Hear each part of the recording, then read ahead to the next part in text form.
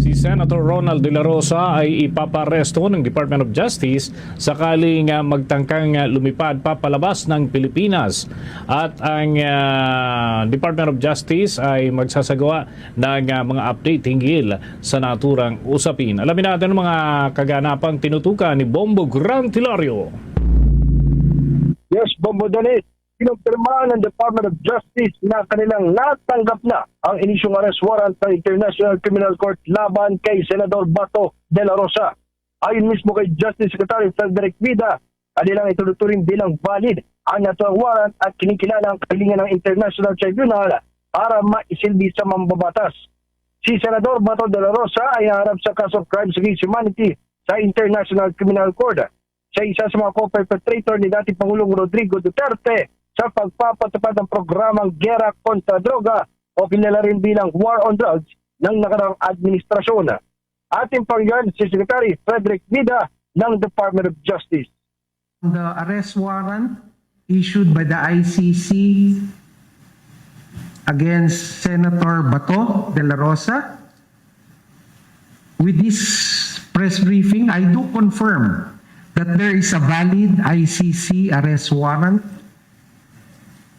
and the pending request from ICC to serve the same has been duly received by the Philippines.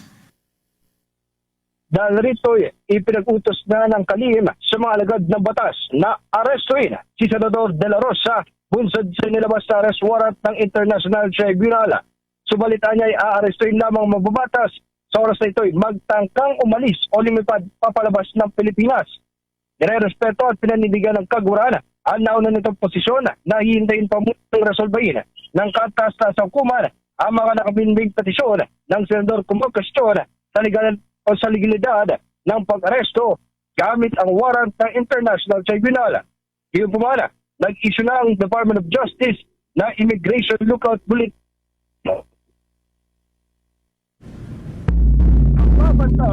Mga kabombo, mga kastarnation, i-check mamaya yung linya ni Bombo Grant Hilario kaugnay pa rin ng mga update o development hinggil dyan sa anunsyo ng Department of Justice. Oras natin sa buong kapuluan mga kabombo ay 27 minuto na makalipas ang ika-6 ng gabi at tunghayan natin muli ang linya ni Bombo Grant Hilario mula sa Department of Justice. Bombo Grant, please come back. Yes, Bombo Dennis, binarespeto at pinanindigan ng Department of Justice ang nauna nitong posisyon na hihintayin pa munang resolbahin ng kataas-taasang hukuman ang mga nakabinbing petisyon ng senador kumukwestiyon sa legalidad ng pag-aresto gamit ang warrant ng International Tribunal. Kaya pa man, nag-issue na ang Department of Justice ng Immigration Lookout Bulletin Order laban kay Senador Bato upang pagtingin ang pagbabantay sa kaliman subukan nitong umalis pa ng Pilipinas. Muli ating pakinggan si Secretary Frederick Vida ng Kaguraan ng Katarungan. The Department of Justice will treat any attempt of Senator Bato de la Rosa to leave the country as a mockery of justice. And I'm giving specific orders to law enforcement agents, to our border control authorities, that if Senator Bato de la Rosa would try to leave the country, that the appropriate arrest should be made. Bagamat ipinaparesto ng kalihimang senador, nilinaw nitong walang inisyong kautusan na ipahanap o tukuyin ang lokasyon ng mambabatas. Anyway, hindi niya ipinag-utos na agad itong arestuin sa oras na makita ng otoridad sapagkat laing pa munang hintayin ang resolusyon ng Korte Suprema. Muli si Secretary Frederick A. Vida. Correct lang, correct. There's no such order. Okay, don't twist the facts. Ang sinabi ko, di ba, we respect the jurisdiction, the pending case in the Supreme Court.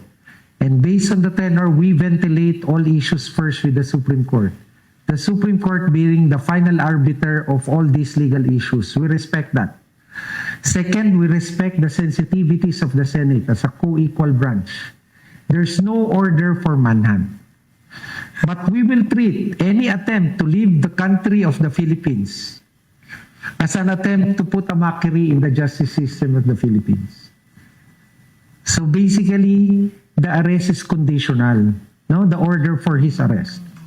Okay? Pag lalabas siya, teka, ibang usapan na yan.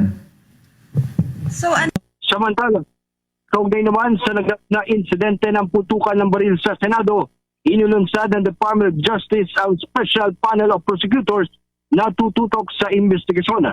Binigyan niya ng 48 oras sa mga ahensyang sangkot tulad ng Philippine National Police, National Bureau of Investigation, Scene of the Crimes Operatives, Office of the Senate Sergeant at Arms, at iba pa para isumite ang nakalap na ebidensya. Maging ang publiko o miyembro ng media ay hinimok na makiisa at magsumite rin ng mga maaaring maggamit na ebidensya sa pangyayari sa Senado mula ikalabisa hanggang ikalabing-4 ng Mayo 2026.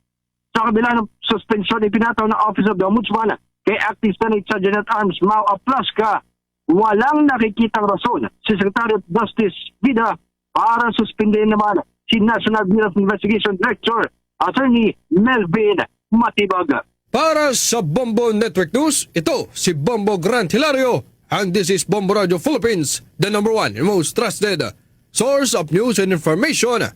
Basta Radio Bombo! For the most trusted source of news and information, visit our website at www.bomboradio.com. Follow us on Bombo Radio mobile app, Facebook, YouTube, TikTok, and X, formerly Twitter.